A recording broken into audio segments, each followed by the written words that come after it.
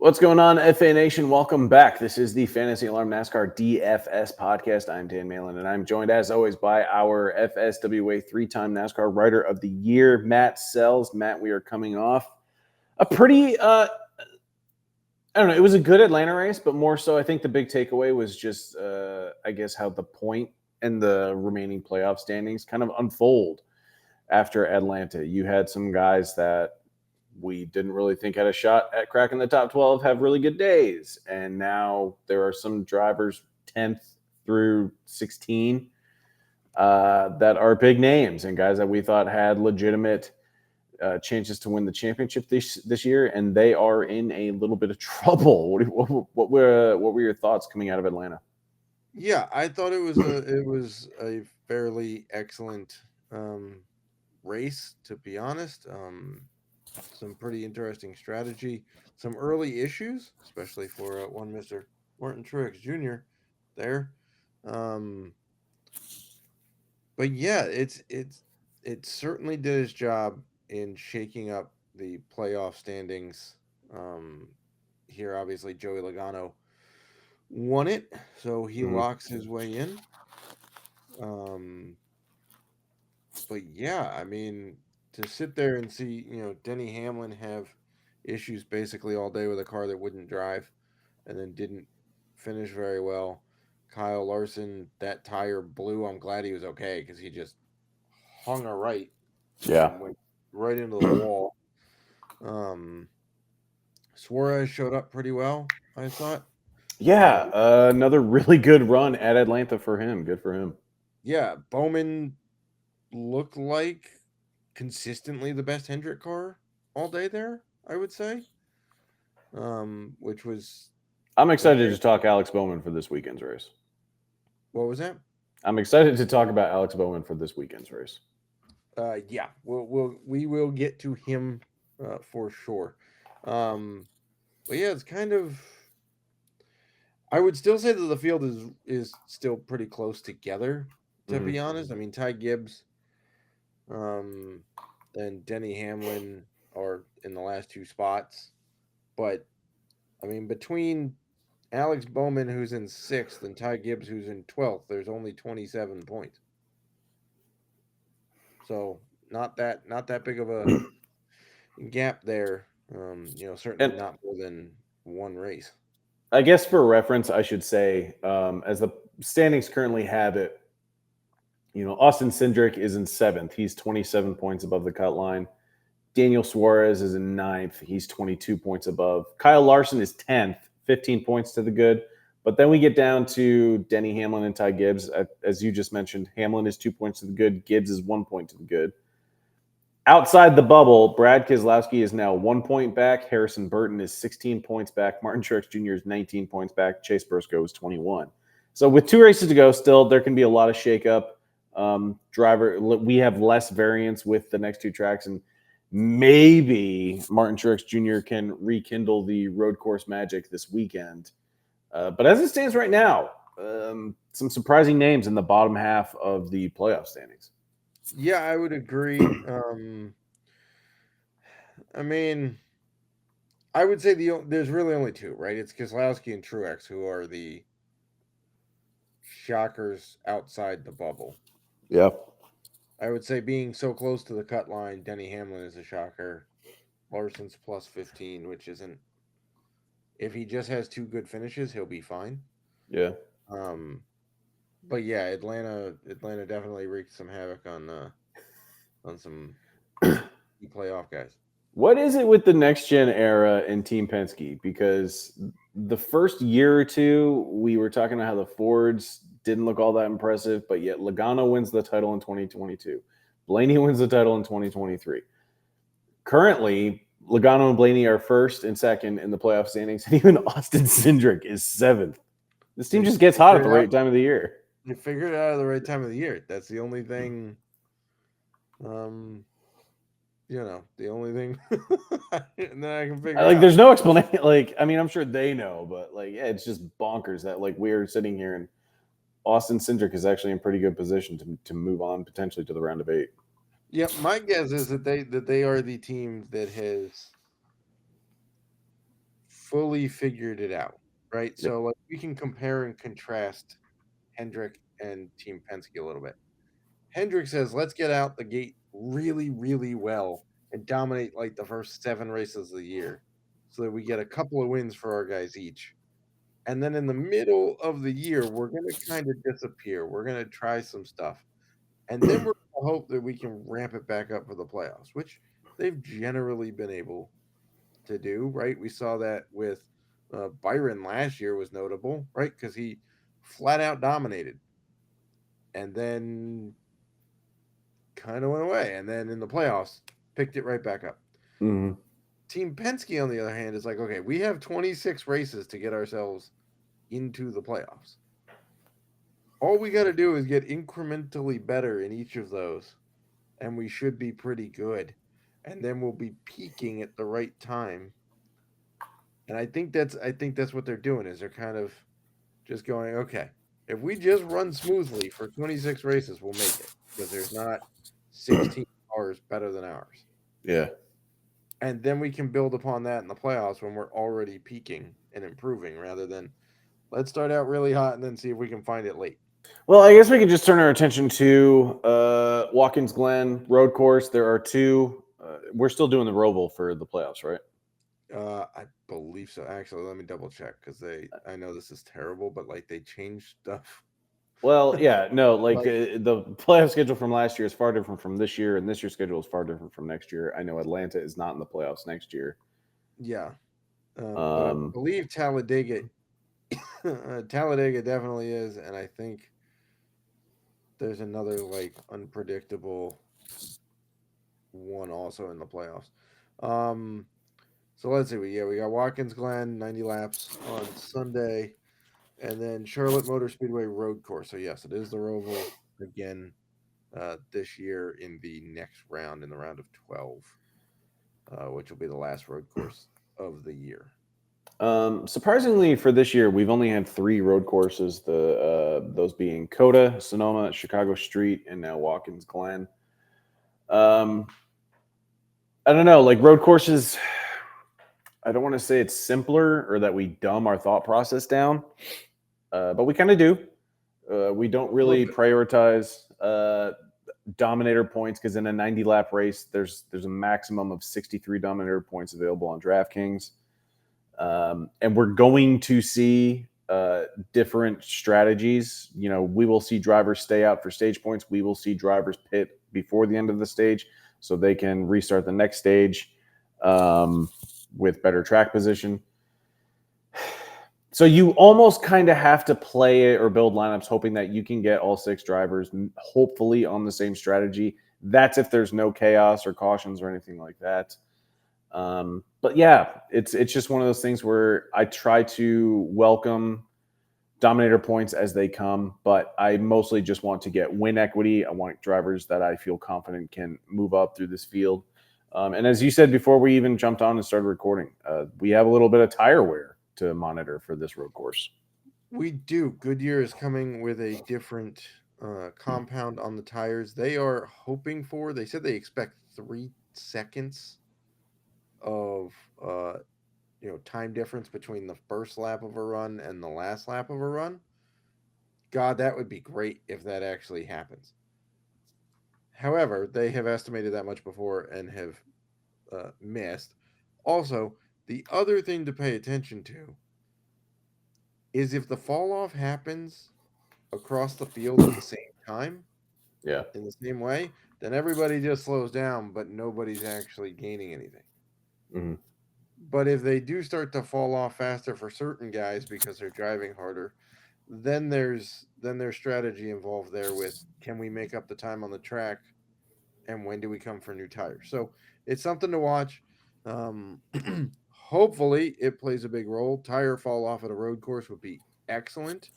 I love tire fall off races just for the added strategy of when do you pit? When do you take them? Do you jump the line on do you come before the pits close at a stage break because you want to keep track position and you don't much care about stage points? And if there's a late race caution, which is generally unlikely at a road course because they don't typically throw them for single car spins unless that car spins dead. There's more runoff. Yeah. Yeah, there's a lot more runoff. If the car is dead on the track, then yeah, sure, they'll throw the caution. But if it's just a simple spin, they generally don't. So it's an added element of strategy. But generally speaking, here at Watkins Glen, if we look at the last 20 races here, now keep in mind they have generally only raced here once a year in that time. Okay, so this goes back a while, but across multiple different cars and multiple generations of drivers, it should tell you something about the track, right? So we could look back at the last 20 races here. Only 6 times has the winner come from outside the top 5. Yeah, that's insane. Only 3 times have they come from outside the top 7. Okay, so and outside those were also outside the top 10, outside the top 12. So we're talking about the furthest back a winner has come from was Joey Logano here in 2015, started 16th and won. Mm-hmm. You got Tony Stewart at 13th, and Robbie Gordon, good old Robbie Gordon, started 14th and won here in 2003. That's it. Every other winner here has come from 7th or closer, and what did I say? 14 of them have come from the top 5. And what's interesting is that, a few minutes ago, I was just talking about how I don't really care about dominator points, but I do want win equity. And yes, basically what you're saying is, like, if you want the win equity, you have the best odds of targeting that if you're starting 1 or 2 guys that are starting very well, preferably in the top 6, top 7. And that by default does open me up to getting some of the available dominator points that are to us. So that's kind of what I mean. Like I am mostly just considering this for, I want drivers that I know are in position to potentially get the win. And then the dominator points as they come, that's just gravy, baby. Yeah. Over the last 7 races here, everybody has started 4th or better. That is 1. Mm-hmm. And that only happened once. So in 6 of those races, they started in the top 3. I will say that the pole sitter in the last 20 races here has only won 3 times. So don't think that just because there's not a lot of passing and the top 5 guys always win, that it guarantees the pole sitter wins. This is not quite Monaco for an F1 comp, but you have a pretty good shot if you're starting in the top 5. You have a pretty good shot of winning here. In terms of dominator points, last year we saw William Byron start 2nd, win the race, lead 66 of 90 laps. The 2 races prior to that were a little bit more mixed up in terms of laps led. In 2022, we saw the most laps led by anybody was 29. It's also the first year of the next gen car too. Correct. Yeah. So there was, and that was Chase Elliott starting on the pole, led 29 laps, finished 4th. So you got that. And then when Chase Elliott did win here, starting on the pole in 2019, he led 80 laps. That was if he doesn't run out of fuel, he's going to win this race. Mm-hmm. So twice in the last 4 races, there's been a car to lead 66 or more laps, and 3 times in the last 5, there's been a car to lead 50 or more laps out of 90. So that's what we would call dominating if they're leading more than half the laps. All right. Shall we dig into the driver pool? We shall. I apologize for my cat meowing in the background. She apparently is quite needy. She's just giving her thoughts. She's giving her thoughts. I don't know who she yeah. likes yet. She's making some odd timed meows, but she is giving her thoughts. I am trying to share the driver pool here. We'll get that going. There we go. Look at that. We're gonna go look at DraftKings like we normally do, and we only have 3 drivers in the 10K range this week, which isn't surprising. Road course. They tend to narrow the field to get bring the field together at road courses.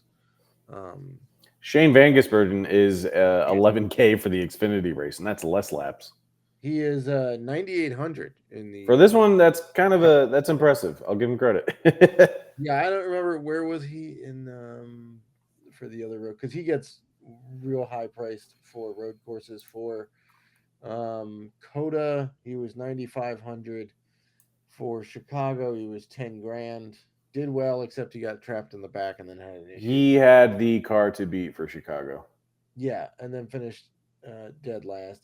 And he did not run the other one.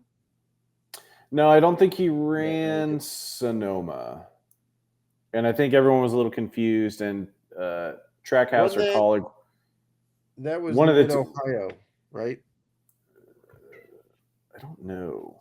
Isn't that the Mid-Ohio race, which is why they have like non-competitive pit stops in Xfinity for that one because the Cup crews are across country? I honestly don't know if Xfinity ran Mid-Ohio this year. Okay, well, I think. Well, okay, Road America then maybe. I don't know if that one's on the schedule either. I don't think it's on the schedule. I don't pay attention to Xfinity. I'm sorry. It's okay. Clearly, I'm struggling because I can't remember what road courses are on the schedule this year. Look, man, it's late in the week. We're recording this on Thursday night. We've had some long weeks.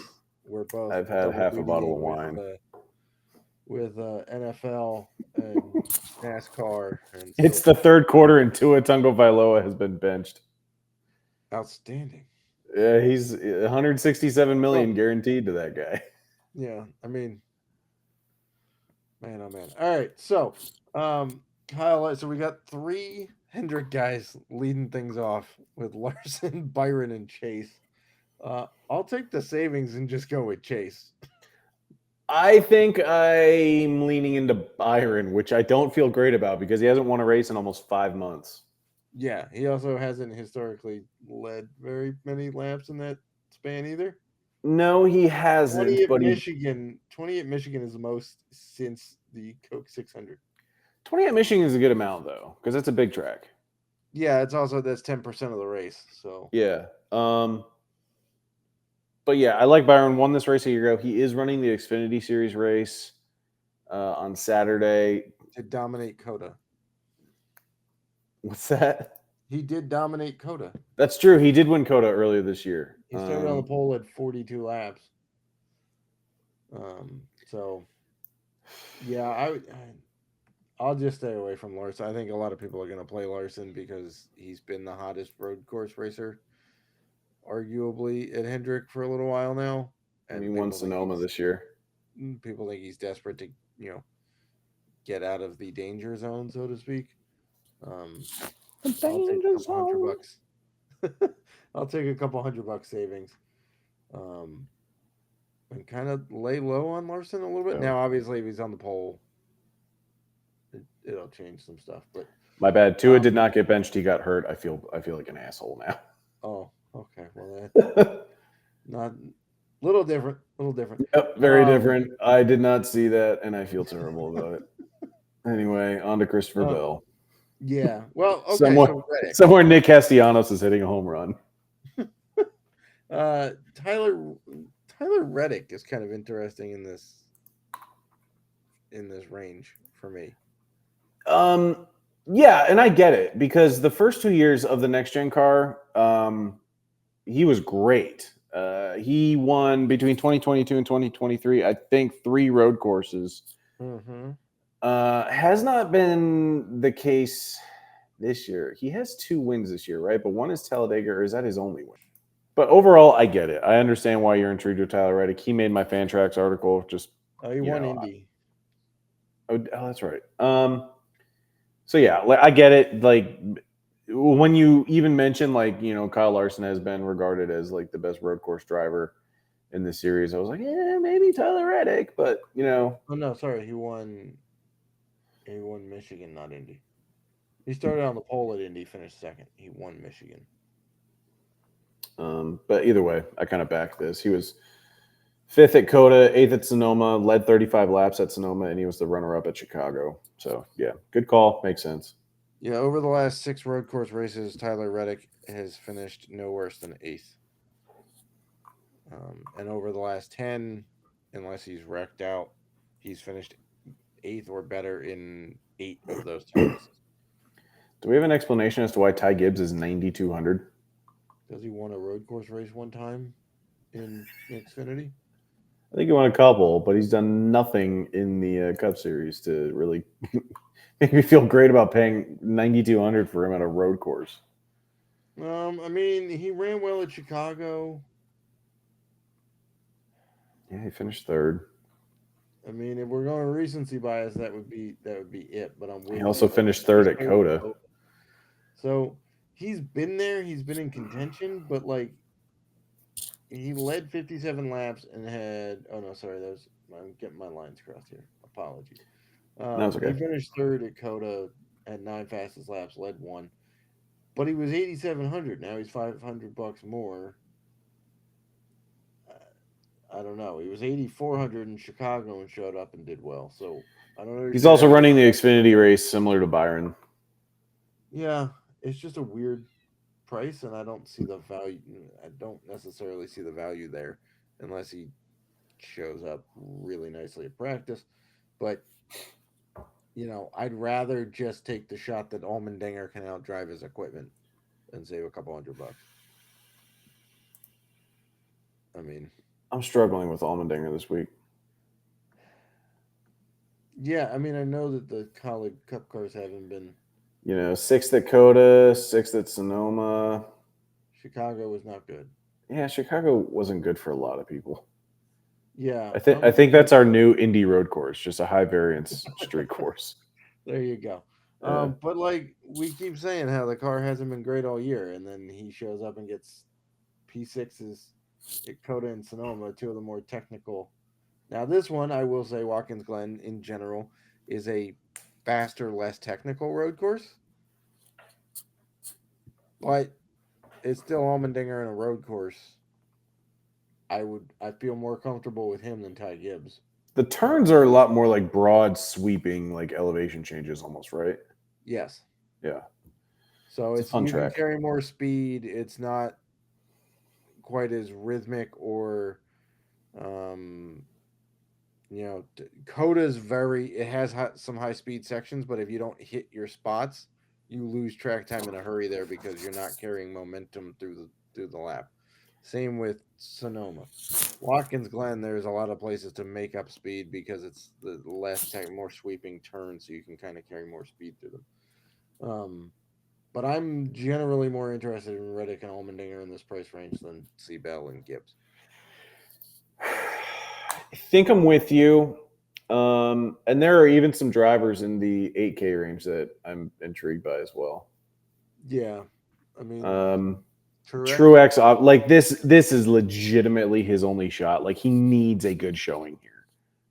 Yeah. I am sick and tired of playing Martin Truex Jr. only to watch him finish poorly or wreck, and then I'm beating myself up thinking, why do I play this guy? He's clearly checked out. But then the very next week, here I am, and I'm talking myself back onto him because this is legitimately his last shot to really make a push to stay in the playoff race. Yeah. I mean, this would be it. If we want to get funky, we could go with Kyle Busch, who hasn't been terrible at road courses. Yeah.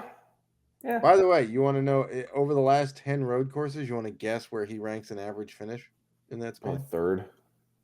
Close. Second. First. He's second. Oh, he is second. Okay. I mean, Buscher's first at 8.4. Busch is second at 9.5. Reddick and Byron are neck and neck at 10.3 and 10.4. Even and by the way, just Ty Gibbs is there at fifth at 12.2. Even just like the momentum that Kyle Busch in that car, maybe RCR in general, but the competition director change has clearly woken the organization up because Kyle has finished 7th, 2nd, and 4th in the last 4 races coming into this weekend. Now, granted, those are not road courses. No, but he was running really well at Sonoma before he got run into on the last lap by somebody who. Correct. His post-race comments even said we deserved a better finish today. Yes. They should have had a top 5. Yeah, that's absolutely 100% correct. I know we accused Kyle Busch of whining a lot, but that one was a correct complaint. I mean, Buscher's been really good at road courses. Yeah. He's mid-tier. Suarez won Sonoma once. Yeah, I know he's not in the playoffs, and I know his boss / teammate, needs a better performance. But Buescher is clearly the better road course racer out of the RFK grouping. So I don't know. Brad at 7,000 is pretty cheap, but there's kind of a reason he's down there at road courses because this is not what we would call a specialty. I'm not going to lie. I actually thought Austin Cindric was going to be about $800 to $1,000 more expensive. Yeah, him getting outpriced by Juan Pablo Montoya is a shock. Like we crap on Cindric whenever we can, but to his credit, like he is an open did wheel win guy. Gateway. He's got a road course background. Penske is rolling in general right now. He's sitting in 7th in the playoff standings. All he needs is just a good run. I'm not going to predict that he wins this race, but I'm not ruling out. He could easily finish top 10, but I do think that there's a top 5 ceiling for Austin Cindric. Seems crazy. I can't believe that. I can't believe I said that out loud. I wouldn't put it past him. I mean, remember the last 2 years where everybody said there was no passing at Sonoma? Austin Cindric was the one doing the passing. Yeah. He moved up like a ton of spots. But yes, Juan Pablo Montoya coming back. He hasn't driven a cup car in, God, I don't know. It's been like a decade. Is he driving the money car, the money team car? He's driving a third 2311. He's driving the 50 for 2311. Yeah. Was the 50 the old number for the money team? I don't remember. I don't know. They're now defunct. Okay, 23XA. Yeah, he's driving the 50 for 2311, which, look, their cars are quick, but, and I know that he's been in the simulator or whatever, but how quickly can you pick up the net? Like, we've seen accomplished road course racers come in and pick up the cup car for the first time ever, and outside of SVG, nobody has been very good at doing it. This reminds me of when Boris said raced in the Xfinity Series race at Sonoma for Hendrick, and he wrecked the car, I think, in practice.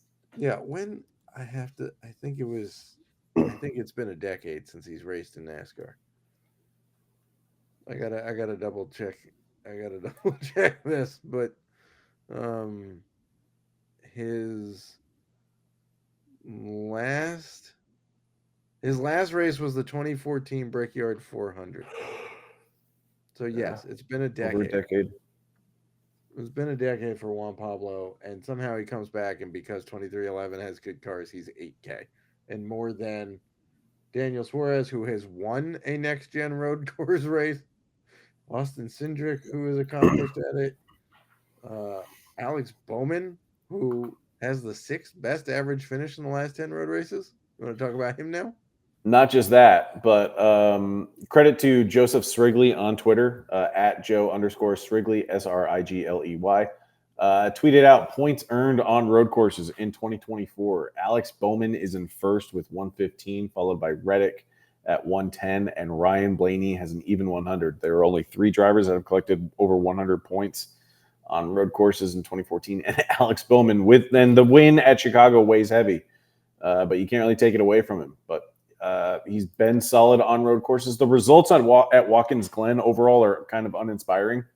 I don't think he's ever finished better than 14th here, but at the end of the day, he's rolling on the road courses this year. He's got momentum. He grabbed a top 5 last week at Atlanta. He's currently 6th in the playoff standings. And this is wild for a guy who there were some rumors floating around that he could be out of the 48 car, but he is making a very strong case to stay in it. Yes. Also, apparently, Jeff Gordon immediately said, "No, man, you're staying." So, look. If it's coming from Jeff Gordon, that's a nice good news for Bowman there. But yes, by the way, the points earned that Dan is mentioning is NASCAR Cup Series points, like actual, you get this many for a win, you get this many for second, this many like stage points too. But it does mean he's been incredibly competitive and in there throughout, getting stage points and good finishes and whatnot. So yes, I would agree that he is a sneaky guy, and he's coming off the board $2,400 cheaper than the cheapest of the other 3 Hendrick guys. Yeah. So DraftKings is just sleeping on him. Yeah, And the fact that, again, you have a road course winner in Daniel Suarez. You have Austin Cindric, who is an open wheel, like a road course master, generally speaking, in this car. Bowman, who's been incredibly consistent, all cheaper than Juan Pablo, who hasn't raced in NASCAR in decades. Just and the fact that Denny, who brought Juan Pablo back, is only $100 more than him is amazing. Look, I'm not trying to make fun of Juan Pablo, even though he did hit a air dryer the last time he was in NASCAR. But it's just the pricing is just remarkably all over the place this week. Yeah. After this, we get into kind of weird territory a little bit. Like, I understand why all these guys are down here, but I don't necessarily know which ones I'm going for. Yeah, that's going to be one of those things where it's like we're just waiting on practice and qualifying to shake out. Like Todd Gilliland. Todd Gilliland is more expensive than, oh boy, Bubba Wallace, Eric Jones. My goodness. Todd Gilliland is just $200 cheaper than Brad Keselowski. Yeah, I mean, obviously these guys are not as consistent at road course racing, if we want to put it nicely. They're priced here for a reason. Yeah, they're priced here clearly for a reason. It's going to depend a lot on practice. In qualifying for them, there's nobody that particularly stands out. I don't know that I'm that interested in Joey Logano this week. I think he's literally just trying to get through this race weekend because he's already locked in, so there's not really a point for him to go after this one, other than to try to test stuff for the Roval. But it's such a different course. I don't think there's anything that compares to it. So, all three Penske drivers this week are 35-1 to win the race, which I don't know. I think I would still want Cindric. I just feel like he's probably the best road course option of the three. How about Blaney with 3 sneaky top 10s in the last 5 road races? He's also won at the Roval before, right? But it was like he kind of lucked into it. He won the first one because Jimmy Johnson spun out Truex in the last corner through that front stretch chicane. Yeah, I would. I mean, I don't know, Cindric or. Cindric and Blaney have almost identical records in the last 10 road races, if we want to believe that. I don't know, man. My gut is just really heavy on Cindric. I mean, I'm not telling you you're wrong. Or I'm just hungry. I don't know. I mean, Cindric's hungry for a win too. But yeah, these ones, I don't know. There's not really a cheap guy. There's not necessarily a road course bringer down here that necessarily sticks out to me, per se. I mean, I don't know. The only reason we're kind of quiet right now is because we are trying to find some time amidst this ugly rough. But this is going to be a tier. Basically, everybody below Alex Bowman. It just seems like it's how much we play them is dependent on where they start. Agreed. Not much to preview. I would say that Zane Smith kind of catches my eye a little bit here in the he ran COTA, moved up 14 spots, ran well at Sonoma, got a 16th place finish. He started 20th, finished 16th, and then in Chicago started 30th and moved up to 17th. Also got 3 laps led in a pit cycle. So, and he's been having steady showings over the last handful of races. So that's a guy who kind of sticks out right now. But again, I'm not giving you like a full endorsement here. They're priced down here for a reason. No, I am literally just kind of casually clicking through every profile. It's like I'm trying to justify Josh Berry, 5,900, drives for Stewart Haas Racing. Good car, cheap price tag. He's finished outside the top 30 at all 3 road courses this year. Yeah, that's not. This is not. It's not for His him. I don't know. good I luck. think I could probably talk myself when push comes to shove. Maybe John Hunter Nemechek, like just because I've seen, and I'm not saying he's good on road courses, but I've seen him just this year surprised with like a random top 15, top 20 finish, and he routinely qualifies poorly. Yeah, and here's the thing. Like okay. So I'll give John Hunter credit for this. His average run position is 6 spots higher than his average finish in the 3 Cup Series road courses that he's run. His average makes run sense. position is 22.7. The average finish is 28.7. So if he could simply avoid the late race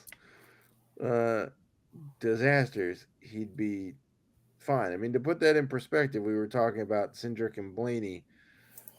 Their average run position is 20.5. So they're not that much better on average in terms of run position than John Hunter.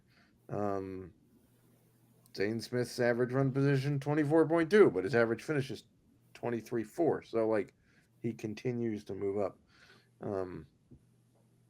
But yeah, these are, there's a reason why these guys are priced down here. If they could finish where they were running, they'd be priced about $1,000 more expensive than they are. Any final thoughts for this race, Matt? Not necessarily. I mean, I'll have a betting piece out on, Friday. It'll be Friday when you're listening to this over the weekend. I'll have a betting piece out. And then Saturday we'll get practice and qualifying. I believe that it's during, let me double check, that it's during my daughter's soccer game, if I'm not mistaken. So yeah, it's at 11:30 a.m. Eastern, and then qualifying is 1 p.m. Eastern. So, my daughter's, well, I guess, things will be a little bit delayed there Saturday because my daughter's soccer game is right in the middle of practice and qualifying. But yeah, we'll have the playbook out Saturday, projections, and roster ship Sunday. I'm also going to be on Sirius XM NASCAR Radio at 1:30 Eastern, thereabouts, with Pete Pistone on Sunday, previewing the race for fantasy there. So, but other than that, we got to pay some attention to practice and qualifying this week. See how people look. I haven't checked the weather actually. Now that I haven't either. So I don't even know why I'm bothering to do this to myself. I don't know. I think NASCAR's in town, so there's a 50% chance of rain. Also, somehow Francine will probably make it up from like Mississippi to New York in time to hit the track. I don't know. Actually, as of right now, according to Weather Channel, Saturday has a 9% chance of rain. Sunday has an 8% chance of rain. That's both great. Days are 85 degrees. That is wonderful. That is fantastic news. All right. Well, the Xfinity Series playbook is live as of Thursday night, so I'm pretty sure most people will notice it Friday morning. Updates will happen following practice and qualifying, which is very early Saturday morning. Yes. I think practice starts at 9:30 for Xfinity. Qualifying's at 10. Race goes green at a little after 3 p.m., so there will be updates. But Matt, as always, thank you so much for your time this week previewing Watkins Glen. Best of luck to you and best of luck to the FA Nation. Best of luck, FA Nation.